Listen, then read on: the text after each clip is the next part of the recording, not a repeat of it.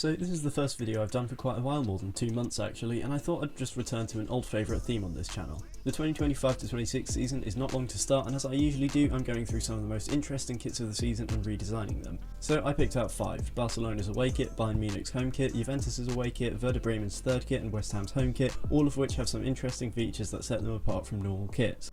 My rules for this challenge were to keep the same sponsor, branding and basic inspiration as the original kits that I'm remaking, so without further ado we may as well go straight into it. The first kit, Barcelona's away kit, is extremely unusual in that they partnered with Kobe Bryant's Black Mamba brand, which features on the front of the shirt. The main shirt is pale yellow with black and purple trims. The details on this shirt are exceptional, with a shiny snake scales pattern on the logo.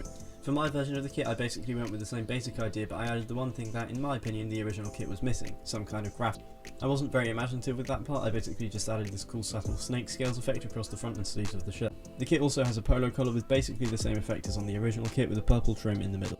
For the next kit, Bayern Munich, we actually have one of the worst kits of the season. The Bayern fans are understandably very upset by this kit because it is quite frankly an abomination. The shirt features these 3 spiky, jagged gradient things on the front, 2 at the bottom, 1 that are meant to shape the surrounding red into the letter M for Munich. However, this idea must have looked much cooler to them in their heads because they really didn't pull it off, and now it just looks like random shapes on a shirt. And if there's one way to mess up random shapes on a shirt, it's to add very few random shapes on the shirt so that if it looks bad, it also looks very deliberate. It was quite difficult to come up with an idea that followed the same basic inspiration as the original kit, and to be honest I didn't really pull it off in that. My kit is a darker red and its main pattern very subtly shows a retro Bayern logo that did include the letter M on it, so I'm counting that. The rest of the kit is an abstract swirls and stripes effect, but the retro logo is still visible. You might have, just like for the last kit, the collar is a polo. That's because I'm using this template FC mockup, which is extremely real. I'm pretty much throwing away template realism for this video just so I can use the mockup, which is why the logo is an Adidas Truefoil logo. Well, but if you want to get your own ultra realistic mockups just like this one, you can get them from the Template FC website with a 20% discount when you use the code BOZIT. Our next kit is also by Adidas, and while it's not as completely awful as the Bayern kit, it's definitely weird. It's got a pale blue-green base with white and light, and its sponsor logo is a completely mismatched navy for which it's received a lot. The pattern is supposedly inspired by the Italian summer, but I get the feeling it's also partially inspired by the after effects of hallucinogens. For my kit, I again went with an Adidas Truefoil kit with a polo collar. I replaced the pattern with this striped one that shows a grapevine pattern overlaid on it, which has a stronger connection to local farming and also the classic Juventus. I kept the lime trims on the collar and sleeve, and I also removed the Visit Detroit sponsor so that it just includes the classic G. And it's also in white, not. If you think I did better or worse than the original kit, then as with all the other kits, let me know down. The next kit is Werder Bremen, which is actually dark green, which is normally their home kit colour, and its logo and trims are a cool shades.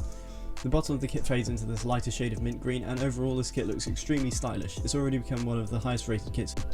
I have to be honest, I really messed up my version of the kit. My bronze colouring really doesn't come off and instead looks orange, I tried to make the gradient a bit more interesting by turning it into this pattern depicting multiple versions of the Werder Bremen logo, but it looks a little bit too speckly for me. I'm not really a fan of my version of it.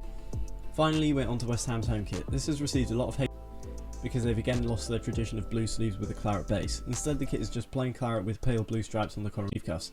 They've also brought in a new sponsor, Boyle Sports, which kind of makes the kit look a bit like.